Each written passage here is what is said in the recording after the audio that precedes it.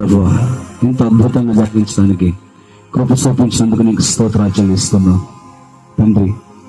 నిజముగా ఈ వర్తమానం ద్వారాగా మా గ్రామానికి ఎంతో ఆశీర్వాదం ఉంది ప్రభు.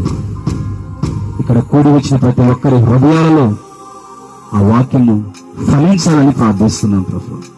ప్రభు, నీ బిడ్డలు అర్పించినటువంటి అర్పణల ప్రభు, కయీను యొక్క అర్పణ అంగీకరించబడలేదు, కానీ హేబేలు యొక్క అర్పణ అంగీకరించబడినట్లు మీరందరి అర్పణలో అంగీకరించబడును గాక అని ప్రార్థిస్తుంది తండ్రి. ఆశీర్వదించండి, రెట్టింపు దీవులకు పాత్రలుగా చేయండి.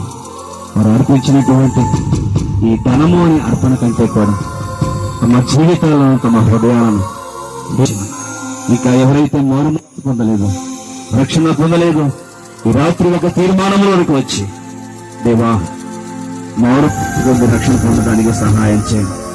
రక్షణ పొందిన వారు తమ రక్షణ పాత్రను చెప్పకూర్చుకొని నీ యందు విశ్వాసము కలిగి అవసరమైతే హతసాక్షిగా మారటానికి కూడా సిద్ధపడినటువంటి యోధులుగా తీర్చిదిద్దండి.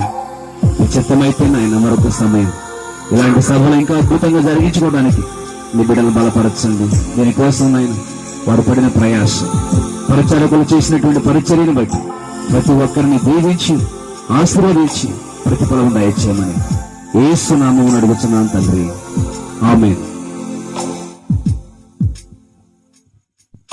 మంచిది. ప్రార్థనలో నడిపించినటువంటి అన్నగారికి ప్రత్యేకమైన వందనాలు. చిన్న 2 మాటలు చెప్పి